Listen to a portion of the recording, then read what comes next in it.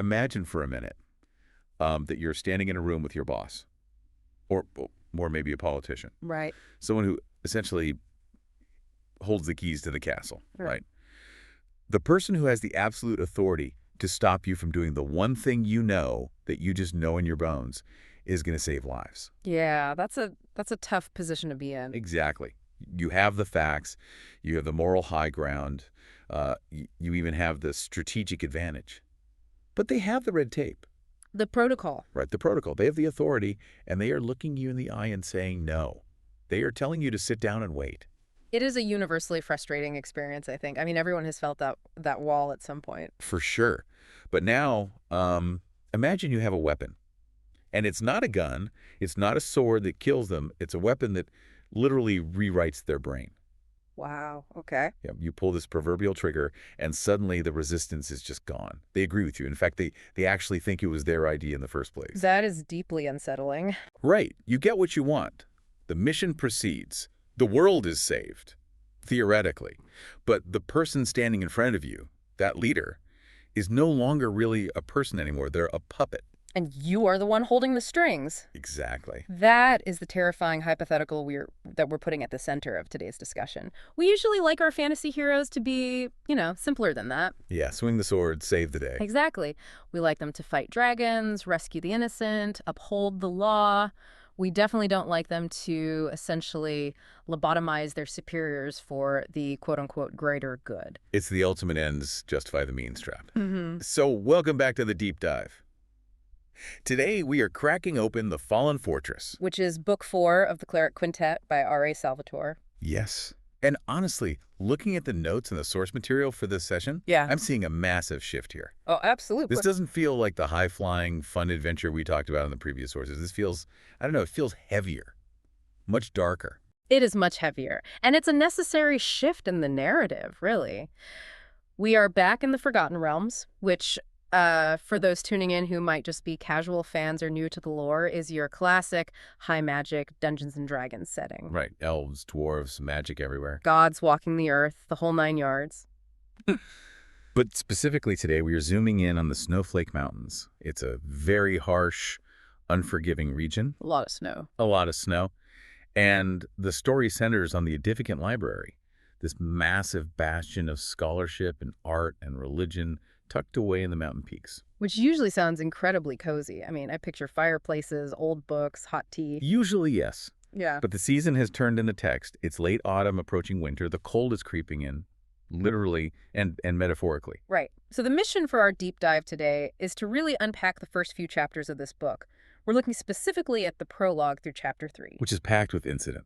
It really is. We are going to conduct a bit of a psychological autopsy on the protagonist, Cadderly Bonaduce, because, frankly, he is doing things in these opening chapters that should make us all very, very nervous. Oh, without a doubt. And we're also going to look at the other side of the coin. Yeah.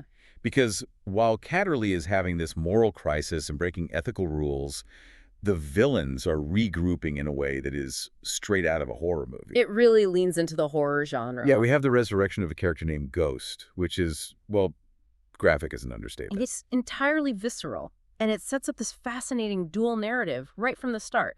You have the external horror, right? Monsters, undead assassins, dark wizards plotting in their towers. It's classic bad guys. Right. But then you have the internal horror, the potential corruption of a hero's soul. So the real question becomes, which is the greater threat? The monster actively trying to kill you, or the monster you might become in order to survive? That is the million-dollar question. So let's not bury the lead here. We need to talk about those bad guys first. Because usually in these kinds of stories, the villains are just, I don't know, waiting in a dungeon for the hero to show up and kick the door down. The video game boss room trope. Exactly. But here, they are incredibly active. They're plotting. They have agency. We open the book not with the hero, but with a character named Aballister. Right, Aballister. Now, to contextualize him for you, if you're just jumping into this lore, Aballister is a very powerful wizard. He is the primary antagonist of this entire arc. He's the big bad. He is. But he's not just a random dark wizard in a pointy hat. He is Cadderly's father. Which is a detail that Cadderly is still completely oblivious to, right? Completely. Cadderly has no idea whatsoever. He thinks he's an orphan of sorts, raised by the priests at the library.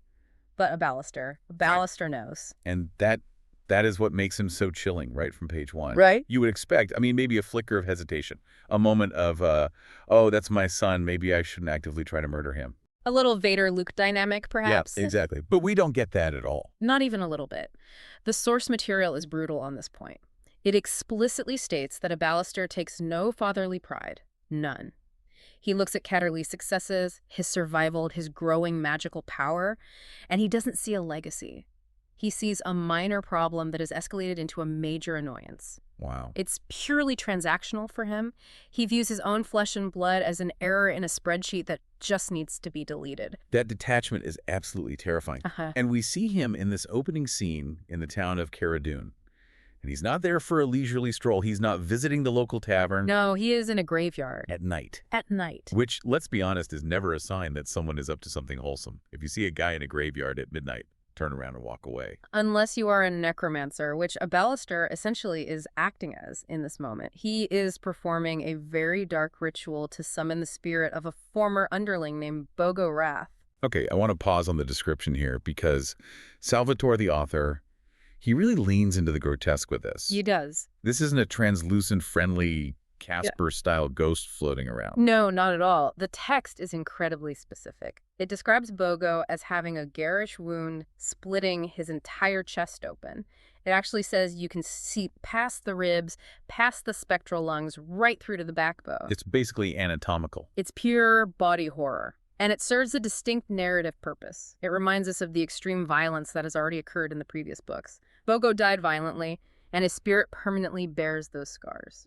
So why is Aballister summoning this gruesome specter in the first place? Intelligence gathering. He needs intel. He has been entirely disconnected from his assassins, a group called the Night Masks, and he needs to know why they haven't checked in.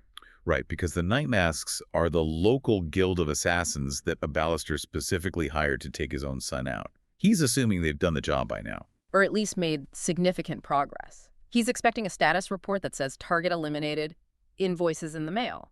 But instead, he gets a massive casualty report. He does. Bogo, who still retains a bit of that crude thug personality even in death, reveals that the Night Masks haven't just failed. They have been entirely wiped out. Eliminated. Every single one of them. Cadderly and his friends dismantled the entire criminal organization. Well, almost every one of them, right? Because Bogo mentions one survivor. A traitorous furbolg. Ah, yes. Vander. Now, for those who don't have their bestiaries handy, a furbolg is essentially a type of giant kin. They are massive, usually very reclusive, nature-loving beings. Gentle giants. Usually. Vander was an anomaly. He was working for the bad guys, effectively serving as muscle, but he had a genuine change of heart. He saw the honor in Cadderly and his companions, and he completely switched sides. So let me get this straight. Aballister learns that his elite assassins are all dead. His son is still alive and stronger than ever.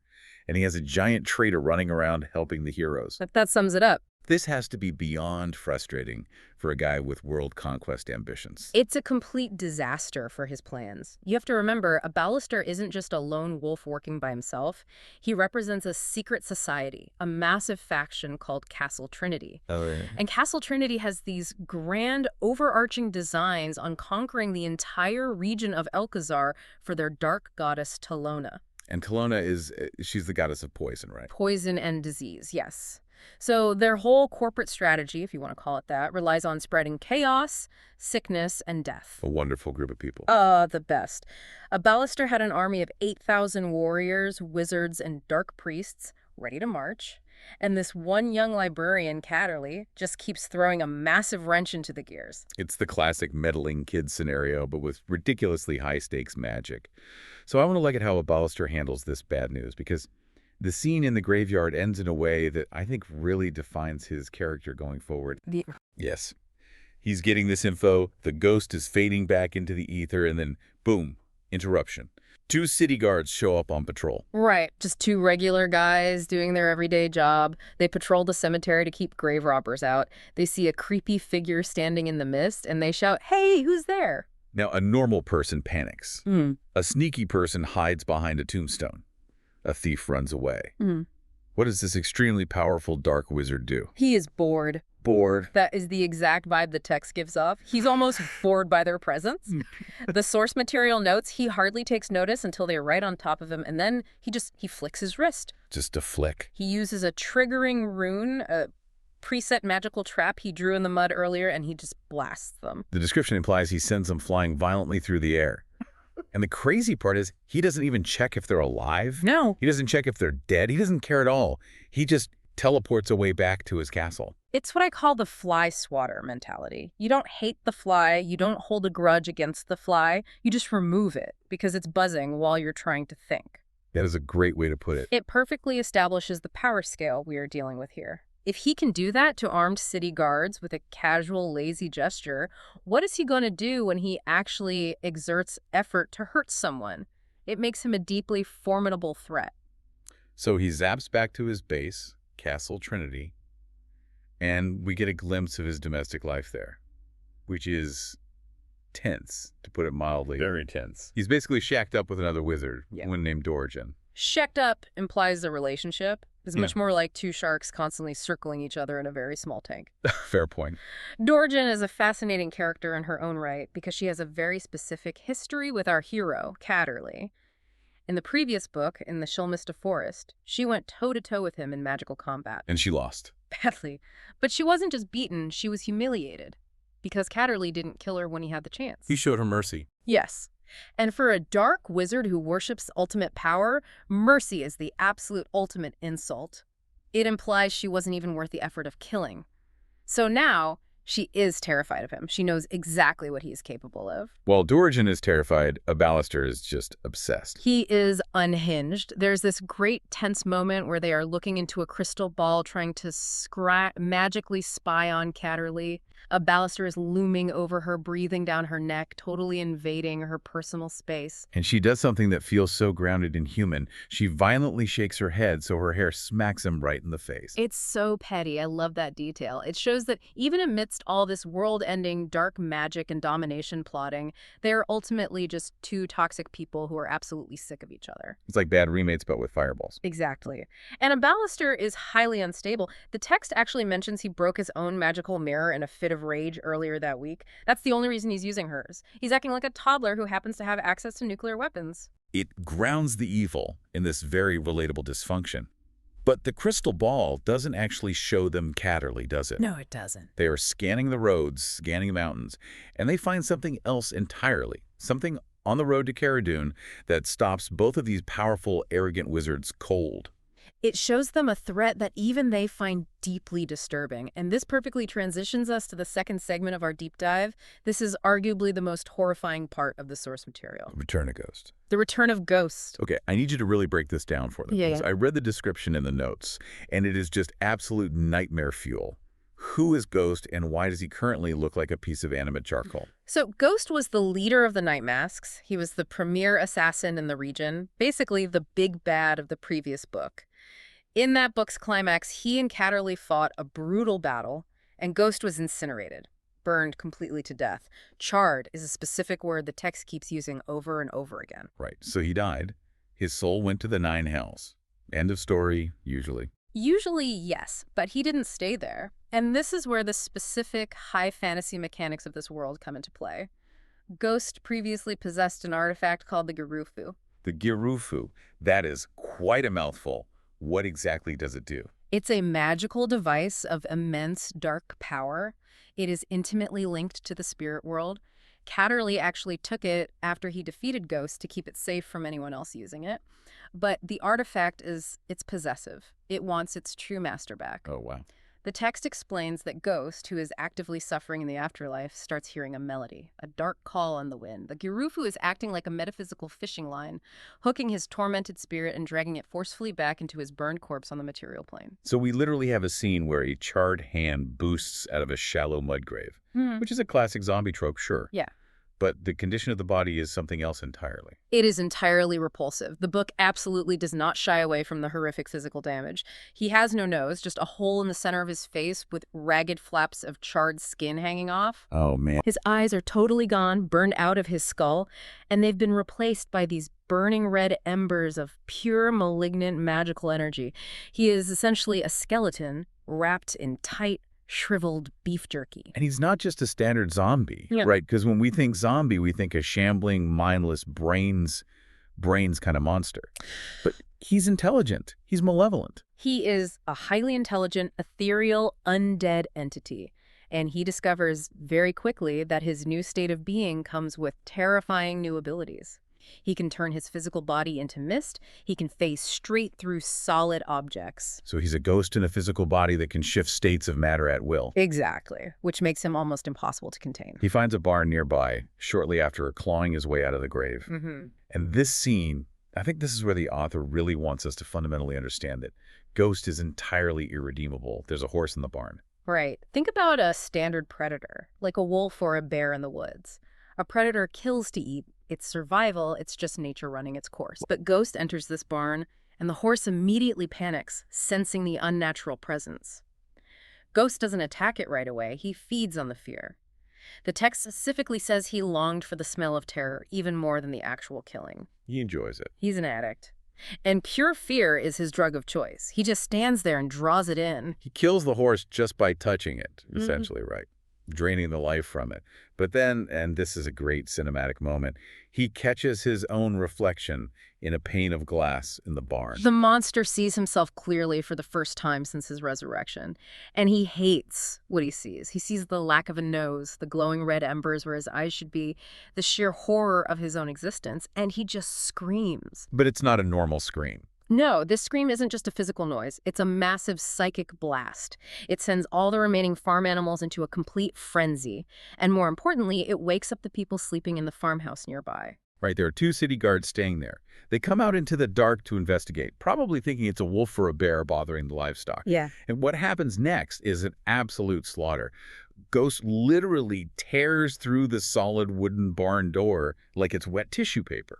The combat description here is so vital because it firmly establishes the stakes for our heroes later on. One of the guards bravely tries to stab Ghost. He swings his sword, makes direct contact with the body, but the steel blade just passes harmlessly right through him like he's made of smoke. Physical weapons are completely useless against him. Entirely useless. And then Ghost touches the guard. And the guard rapidly ages. This is the truly horrifying power of this specific type of undead in the lore. It's energy drain. Right. The guard's hair turns stark white in an instant and falls out in large clumps. His skin shrivels up in spots. Ghost is actively sucking the life force out of this man to sustain his own animated existence. The whole thing is over in seconds. It's brutal. So we have this completely unkillable, intangible assassin who can walk through solid walls and age you to death with a single touch. And he has one singular goal right now. Find Cadderly, kill Cadderly, recover the Garufu. He is a homing missile made entirely out of hate and dark magic. Okay, so the threat level is established. The board is set with some truly terrifying pieces on the enemy side. So let's pivot to our hero. Yes, Cadderly. Because while Ghost is slaughtering innocent guards in a dark barn, Cadderly has made it back to the Edificant Library. And the contrast is huge. The library is warm, it's civilized, it's safe. But Cadderly himself, he isn't the same guy who left the library a few months ago. Not at all. He is traumatized. I think we have to call it exactly what it is. He has been to war. He has seen his close friends die. He has personally killed people. And when he returns to this sanctuary, we really see this stark contrast through the eyes of Viscero Balago, the resident alchemist. Balago is a great character. I really liked Balago. He feels like a golden retriever in human form, you know. He's hopping around his chaotic shop, squeezing Cadderly's arms, checking him for wounds. He is just so genuinely happy that his friend is alive and back home. Balago represents the innocence of the library that Cadderly has fundamentally lost. Balago is still happily living in a world of old books and bubbling potions and theoretical knowledge. Cadderly is now living in a brutal world of survival. So Balago gives him a welcome back gift. He gives him a customized hand crossbow and a specialized bandolier of explosive darts. The oil of impact darts. Oil of impact, that sounds incredibly volatile. Highly volatile. They explode with massive concussive force on contact. Now, normally, a scholar priest, someone who has dedicated their entire life to ancient knowledge and sacred song, would look at a devastating weapon like that with extreme hesitation. They'd say, "Oh, thank you, but I sincerely hope I never have to fire this." But Cadderly doesn't do that. No. Cadderly straps the bandolier on immediately. He hefts the crossbow. He checks the fit. He looks entirely comfortable with it. And his partner, Danica, notices this instantly. Danica is so crucial here. She is a dedicated monk, an elite martial artist. She has spent her entire life intensely training for physical violence so that she can carefully avoid using it unnecessarily. She understands discipline. Exactly. She knows the heavy moral weight of a weapon. And seeing Cadderly, who used to be this incredibly gentle, deeply curious scholar, treating a deadly weapon with such a cavalier attitude, it twists her heart. She sees the callousness rapidly forming over his personality. He even tells her explicitly. He says, I've dismissed the guilt because it has no place in me. That is a textbook defense mechanism. It's severe compartmentalization. He's basically saying, I have a grim job to do, and soft feelings just get in the way of the mission. But the danger is if you compartmentalize too much, you completely lose your humanity. And that is the central driving tension of this entire book. He is hardening his heart so he can survive the coming war, but a rock-hard heart cannot feel empathy. We do get a little bit of comedy amidst all this trauma, though. Yeah. Enter Histra. Yes, Histra. She is a priestess of Sun. And for listeners who might not be deep into the Forgotten Realms pantheon, who exactly is Sun? Sun is the goddess of beauty, love, and passion. So her devoted followers are very expressive. Histra approaches Cadderly in the library hallway, and her vestments are, let's just say, barely there. The text actually spends a fair amount of time describing the massive slit in her crimson dress and the deep plunging neckline. Cadderly is blushing furiously. He's gulping. It reads very much like an anime scene. He has no idea where to look. It does feel like that, but it serves a real narrative function beyond just providing some titillation. Histra clearly represents the physical world, pleasure, superficial beauty, distraction. She completely throws herself at Cadderly. But Danik is right there. Danik is the anchor. And her reaction is absolutely priceless. She grips Cadderly's arm so hard, she actually draws blood. And she threatens to put Histra's nose somewhere in back of one of her ears. Which, coming from a martial arts master who can literally punch straight through solid stone, is a highly credible threat. It really is. It shows that Danica is fiercely protective of him. But I think she's not just protecting him from Histra's physical advances. She's desperately trying to protect him from everything. She knows he's emotionally fragile right now. She's holding on tight because she can feel him slipping away into this new, much darker persona. And he is slipping. He is slipping fast. Yeah. Which leads us to what I think is the most critical part of our deep dive today. Segment 4, the death of wisdom. This is where things go off the rails. Cadderly goes to visit his longtime mentor, Headmistress Pertolope. This scene is incredibly heavy. Pertolope is the leader of the library's order. Or, well, she was. She is currently dying. But like everything else in this book, her death is magical and horrific. Yeah, she is slowly transforming into a shark. Yes. I have to stop you there, just be clear. A literal shark. Yeah. Like from the ocean. Yes, a literal shark. It is the result of a polymorph curse gone horribly wrong from a previous battle. Her human skin is actively being covered in sharp-edged tentacles, rough shark skin. She is constantly gasping for air because her human lungs are trying to turn into gills. That sounds agonizing. She needs water to soothe the transformation, but she can't survive fully submerged in water either. She's trapped halfway between two species, essentially suffocating in both environments. Yeah, it is a deeply miserable way to go. But she is still mentally lucid. She talks to Cadderly from her bed. And they share this deeply metaphysical connection called the Song of Denair. Can you explain that a bit? Because reading it, it sounds almost like holy tinnitus. That is a funny way to put it, but essentially, yes. Denair is the god of knowledge, glyphs, and images. His voice manifests as a continuous, beautiful, harmonious song strictly in the minds of his chosen followers. It's the music of the spheres. It represents absolute truth translated into sound. And Cadderly hears it. Cadderly hears it constantly now. Pertolope's heard it for years, but nobody else at the library does. So they are in a very exclusive club of two. Exactly. And this shared experience creates a very dangerous echo chamber between them. Pertolope tells him, Denair has called upon you. You must completely trust in that call. She asks him if he knows what he needs to do about the Garufu that evil artifact ghost is hunting for. And Cadderly says, I know. And she basically gives him carte blanche as her dying act. She tells him that true courage is required to forcefully act on intelligent decisions. She entirely validates his gut instinct, which is incredibly dangerous, because his gut instinct is telling him to directly disobey his current commanding officer. Right. She dies shortly after this, and Cadderly takes her final advice and completely weaponizes it. He interprets trust yourself to mean you are the only person in the world who is actually right. So he marches straight into the office of Dean Thobicus. Now, Thobicus is the interim leader of the library with Pertolope incapacitated. He's a career bureaucrat. He is highly cautious. And he has officially ordered Cadderly to hand over the dangerous artifact and simply wait until the spring thaw to launch any attack on Castle Trinity. Which, if we look at it logically on paper, makes perfect sense. Right. It's the onset of winter. Marching an army into a high mountain fortress during a blizzard is military suicide. Strategy 101 says you do not do that. It is the safest, most logical choice. But Cadderly firmly believes, and he's probably correct, given what we know about Aballister's massive army, that if they wait all winter, the enemy will grow far too strong. He truly believes thousands of innocent people will die if they delay, so he flat out refuses to give up the artifact. And Thobicus completely blows his top. He calls Cadderly arrogant. He explicitly threatens to have him physically branded and thrown in chains. He is the superior officer giving a very direct, lawful order. Give me the weapons, sit down, and shut up. And here is the exact moment. The ethical line is completely crossed. Cadderly doesn't try to argue his case anymore. He doesn't present a strategic map of why they should attack now. He doesn't try to persuade the dean with logic. No. He bypasses all of that. He reaches directly into Thobicus's mind. He uses the Song of Daenerys to perform magic on him. He mentally silences him. Then he physically forces the dean to stand up out of his chair. Then, and this is the part that feels so unnecessarily humiliating, he forces the dean to stand on top of his own desk. Why the desk, though? That seems so incredibly petty. It is an extreme power play. It's deeply infantilizing. He is intentionally taking a man of high status and authority and making him look utterly ridiculous in order to completely break his dignity.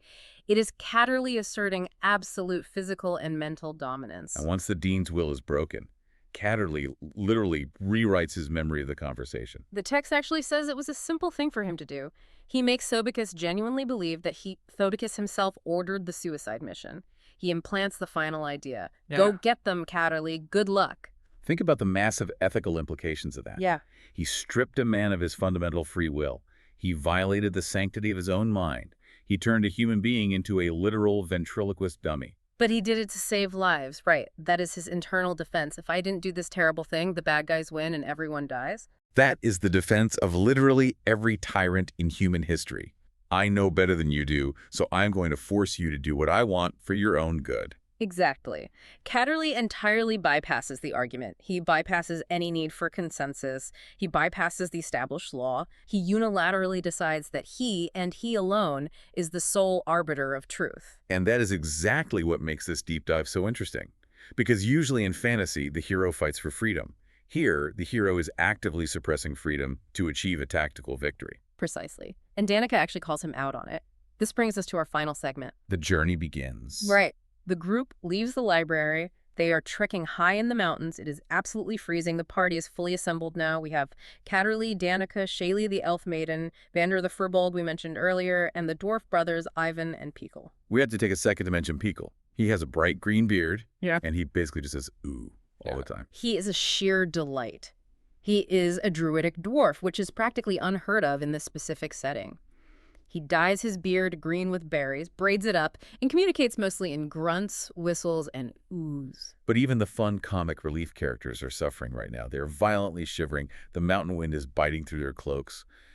And Cadderly, he's just sitting there on a rock, totally lost in his own growing god complex. Ivan actually has to hit him with the end of a bow just to get his attention. Cadderly snaps out of his trance and casually uses the Tome of Universal Harmony to cast a massive spell. Boom! Everyone is instantly warm. He just changes the ambient temperature in their immediate vicinity. He rewrites physical reality again.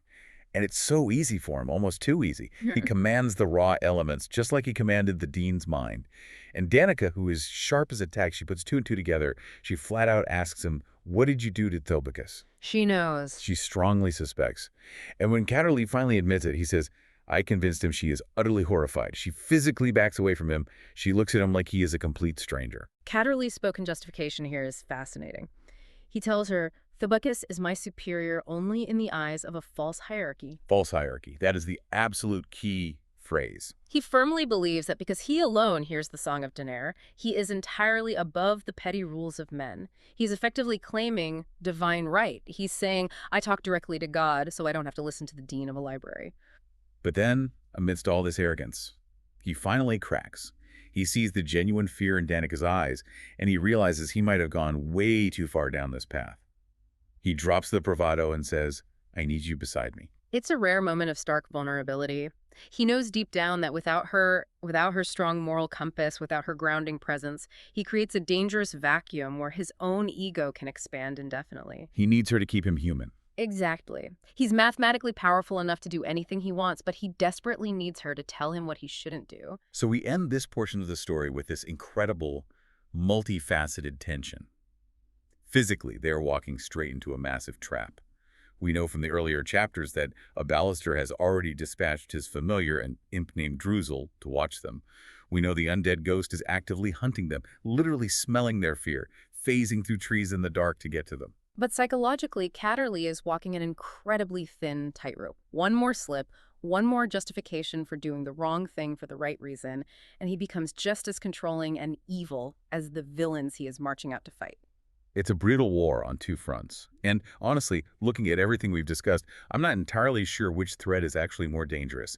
The supernatural undead monster who wants to peel your skin off, or the supposed hero who truly thinks he has the moral right to reprogram your brain to fit his grand plan. It's a terrifying thought. And that is the exact question we want to leave you with today. Think about your own life. We all have people in our lives who we think are fundamentally wrong. Bosses, politicians, family members. If you have the power, the absolute flawless magical power to reach into their heads and just fix them so they agree with you, would we do it? And if you did do it, would you ever be able to trust their agreement ever again? Or would you just be talking to a mirror for the rest of your life? Would you even still be the good guy? Heavy stuff to chew on. But that is exactly why we love these deep dives. Thank you so much for exploring the Fallen Fortress with us. We will catch you next time.